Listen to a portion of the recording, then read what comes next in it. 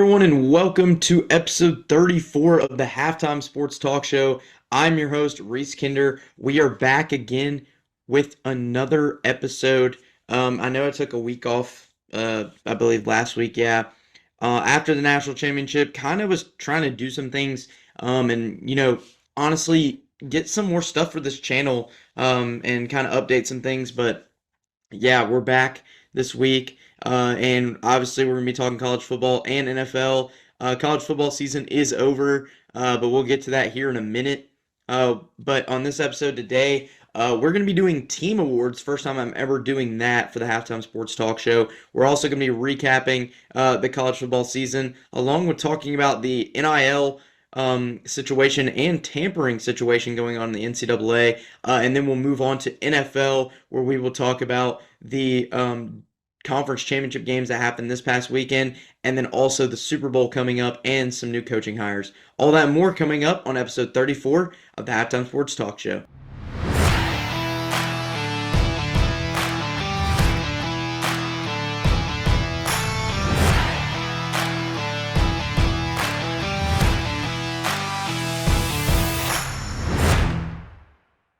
What is up, everybody?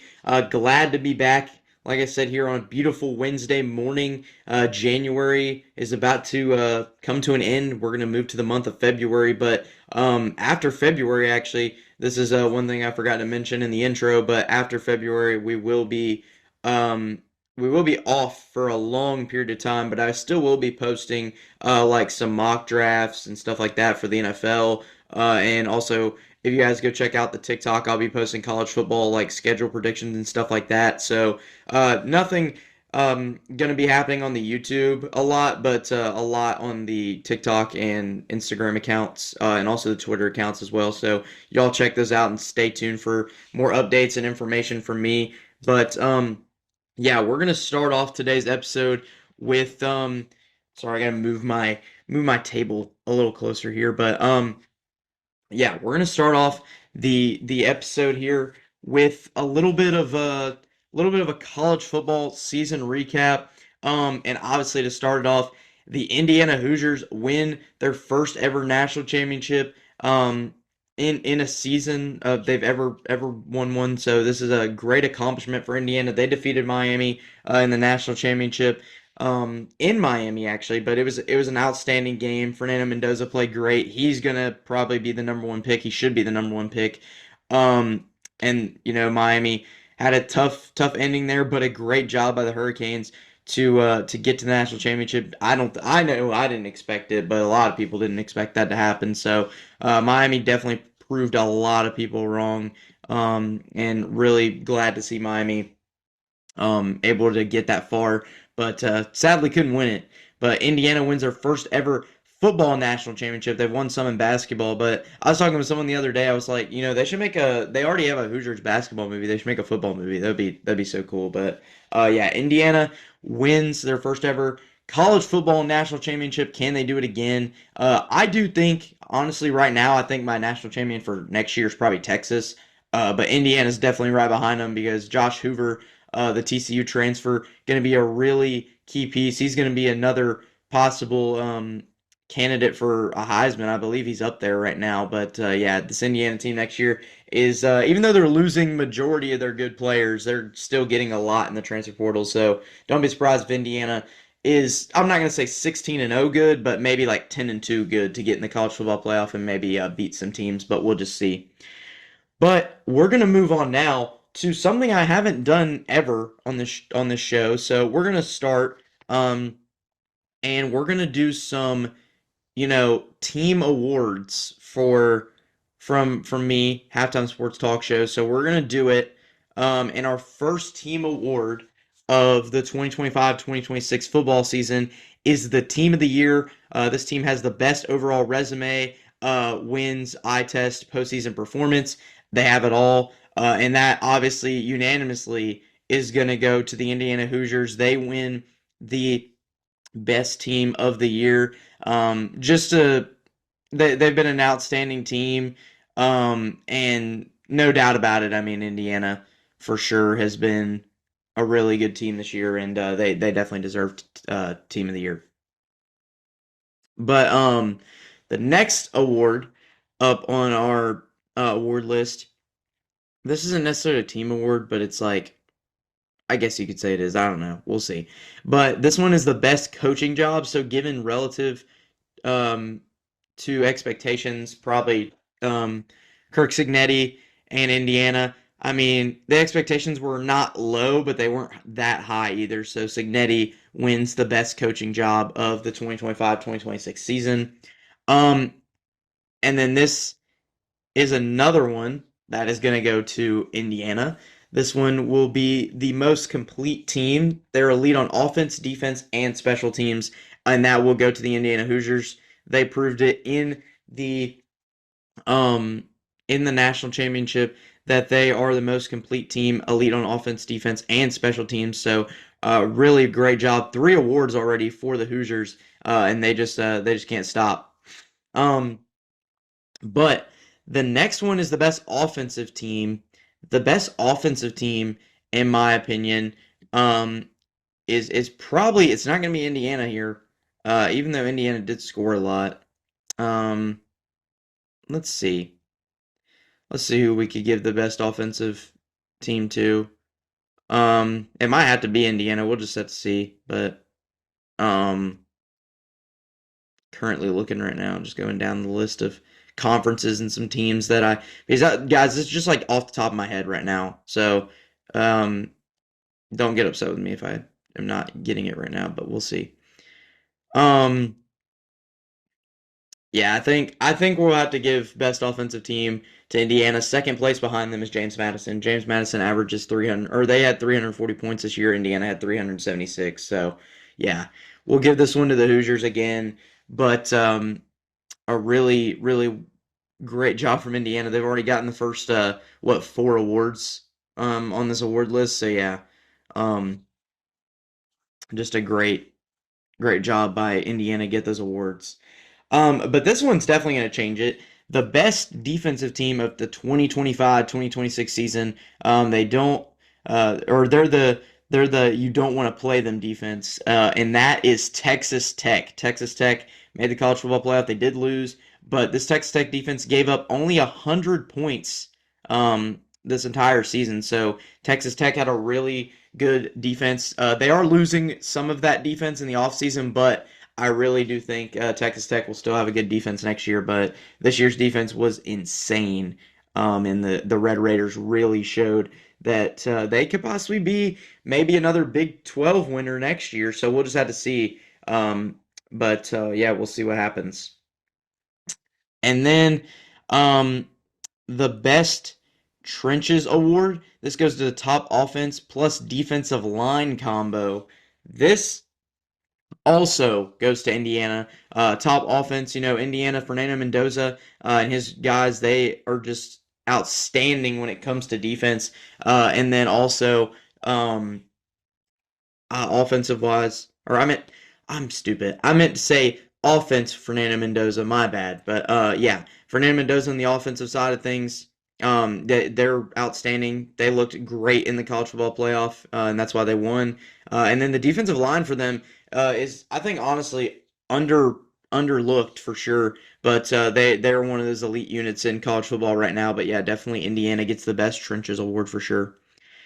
And then the best culture program goes to a team with discipline, consistency, buying in, and identity. And this team right here is going to be the BYU Cougars. BYU Cougars, they have the best culture in college football. These guys bought in, even though they didn't make the college football playoff. They were well disciplined. They went to the Pop Tarts Bowl, beat Georgia Tech, and these guys are very well disciplined, and they are a really good team. I can't wait to see how they do next year. But yeah, this BYU team wins the best culture award for sure. And then the most improved team this year for college football, it is going to be the Virginia Cavaliers. Virginia, I know didn't make the college football playoff. I know didn't um, win the ACC championship, but still, Virginia last year I believe was 6-6, and this year they finished their season at 11-3. So this Virginia team had an outstanding end to their season and played really well. So yeah, give it up for the Virginia Cavaliers for having a really good season. And then the bounce back team of the year, the bad or disappointing season, um, and then had a major redemption. Um, to be honest, it probably was. We'll say Georgia Tech. They didn't have a bad season, but they had a mediocre season last year. And then this year they went 9-4. Should have made the college football playoff if they wouldn't have lost so many games. But yeah, I definitely think that the Yellow Jackets are one of those teams that did really good. Um, and then we're gonna look now at best first year head coach impacts. So um, let's see here. I don't really follow a lot of the college football like carousel coaching things, but um, let's see. Um, yeah, I don't really know who to give this to. I really don't. Um, you know who we'll give it to? We're gonna give this one to Kennesaw State. Kennesaw State, uh, immediate turnaround under his new leadership, and a great. I don't even know Kennesaw State's coach name. My bad, but yeah, I think this Kennesaw State team, 10-4 on the season, a great turnaround for them, and really glad to see them at least have a decent second season or a good second season in Division One. So glad to see them bounce back. And then the last award we're giving out today is the Transfer Portal Winner Award. And this award is going to go to Ole Miss. Ole Miss always wins the transfer portal. And yeah, I really think the Rebels have done a good job at transfer portal class and everything when Lane Kiffin was there, and even when Pete Golding's been there. But yeah, Ole Miss wins the transfer portal award, and that will do it for our college football awards. But now going over to our next segment. Glad that last segment went pretty well, but our next segment is a little bit more of a serious topic. This one is this one is NIL and tampering. It's just got to stop. I mean, it probably never will, but Pete Golding, man, tampering with that player from Clemson, Dabo Swinney called him out on it. But I mean, I'm sure every coach does it. It's not a shock that every coach does it because it's just the new day, new age of college football. But it definitely needs to get to have a limit on tampering because dude's in class and Pete Golding's guys telling him like, yeah, we'll give you first we'll give you 1 million, and then he was like, no, I'm fine, and then he said we'll get 2 million. He got on a plane, went to Oxford, and he's at Ole Miss now. So you just see how much the money nowadays can persuade someone to go to a school, and then Ole Miss has been accused of it multiple times this year. So the NCAA is going to launch an investigation, but I don't really know what's going to happen, but we'll see. Um, but yeah, it's just getting to a point to where like hopefully it doesn't ruin college sports, but it's getting to that point to where it possibly could. But just really disappointed in the tampering aspect of things, and it's just been something that has been talked about for years now, but I think it's really starting to get brought up as more and more coaches are speaking out about it, as they've noticed that tampering has begun to occur time and time again. But the NIL situation, though, my one thing is like Darian Mensah. I don't know if y'all saw that, but I think this morning, or it might have been last night, he went to Miami. Duke is suing him because he had a $4 million contract and he just like left. That's also a part of the tampering too, because Mensah was on the team. He was gonna play next year for Duke, but then all of a sudden, bang, he just like gets. I think Miami probably offered him like 6 million, and he probably said, "Yeah, I'll go." And like Duke's gonna sue him though, so he'll have to give back some of the money, if if he loses the case. But if not, then you know he ends up winning some of that money. But yeah. As of right now, like the NIL stuff and tampering stuff just is getting out of hand, and also the eligibility stuff with basketball. Obviously we don't do basketball in here anymore, but that stuff as well has gotten out of hand. But really, NCAA has to do something now, or else it's just going to get so far out of hand that you really can't control anything, and then it's really not fun to watch anymore. But yeah, that's gonna do it for our college football side of things. We're going to move now to the NFL. We're going to recap the AFC and NFC Championship weekend. And first, we're going to recap the Patriots and Broncos, the AFC Championship.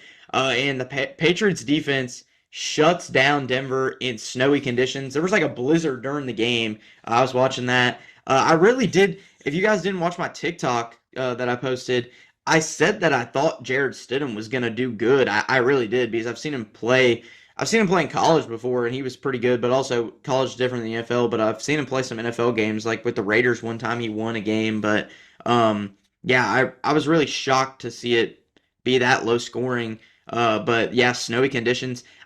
My thing is though, like this is why I think the Seahawks are probably going to win the Super Bowl, which I'll get to that later.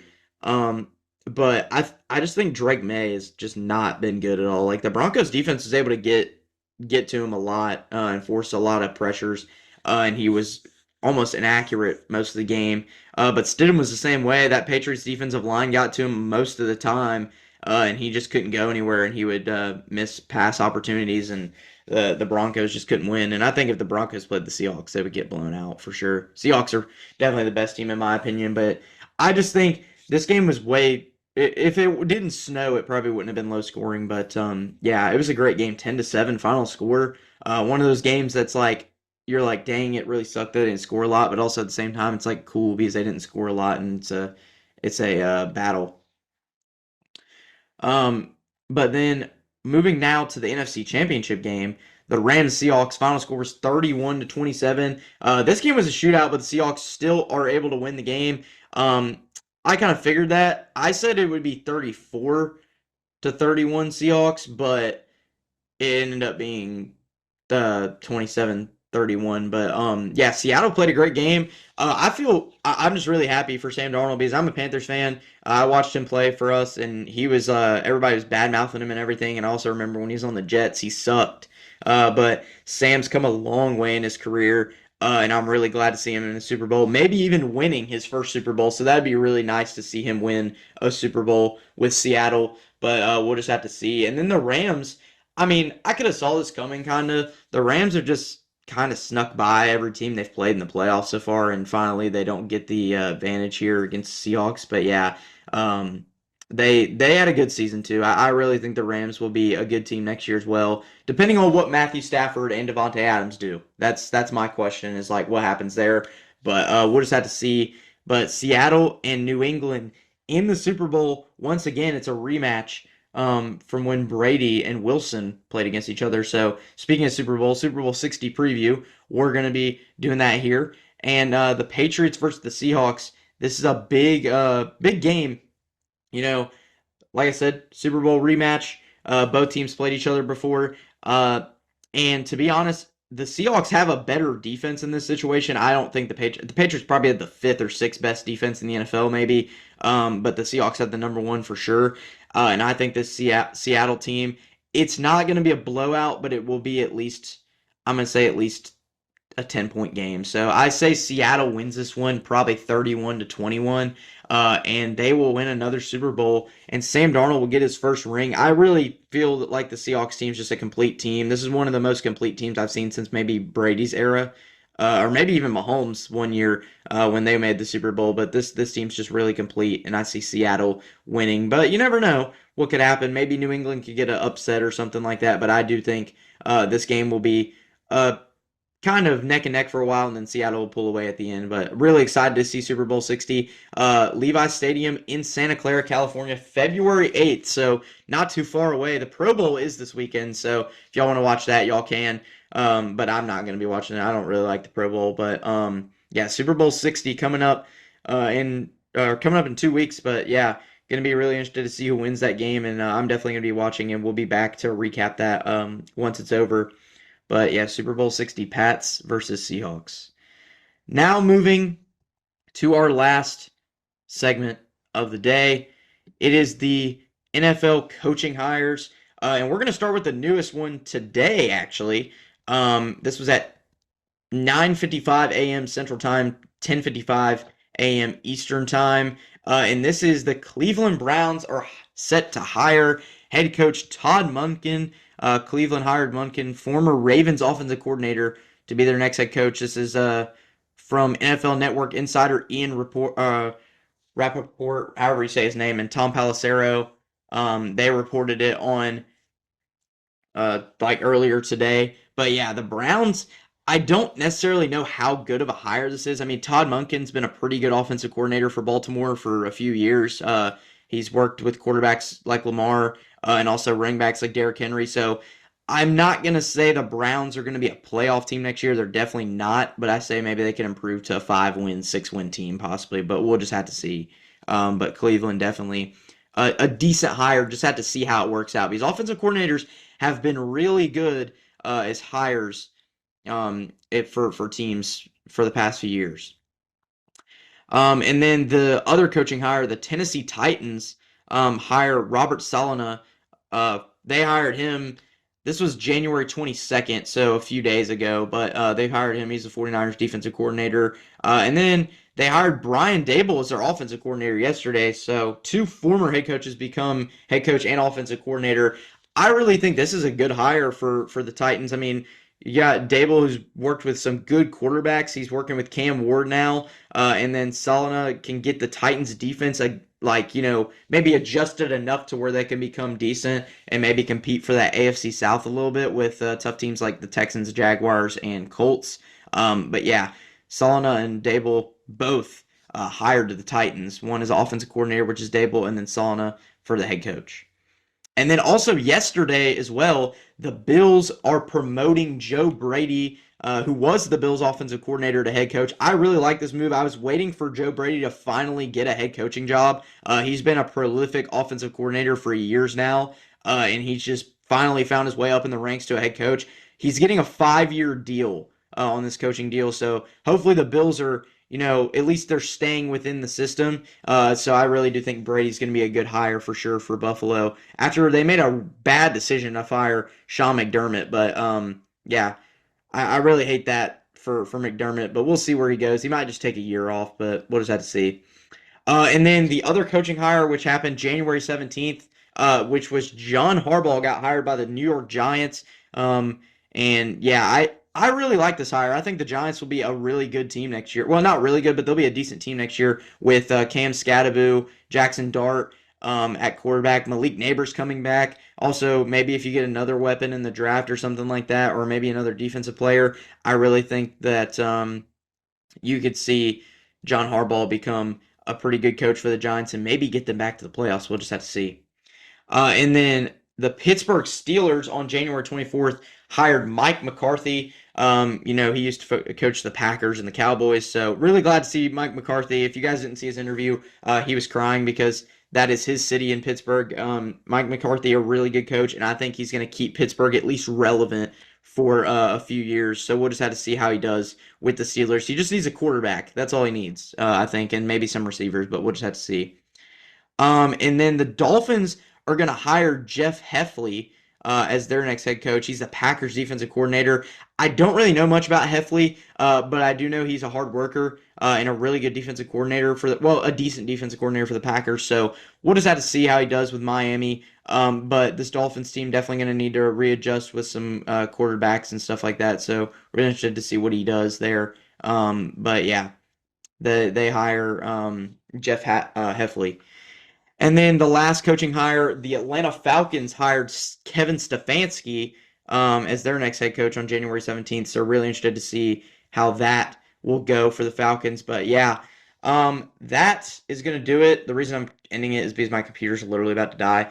But that's going to do it for today's episode. I know it's a short one, but I hope you guys enjoyed. Don't forget to like and subscribe. Follow us on Instagram, TikTok, X, Facebook, wherever you look at your social media. But we will be back again next week with some more football news. But I hope you guys have a great weekend. Stay safe, and we'll see you again next week.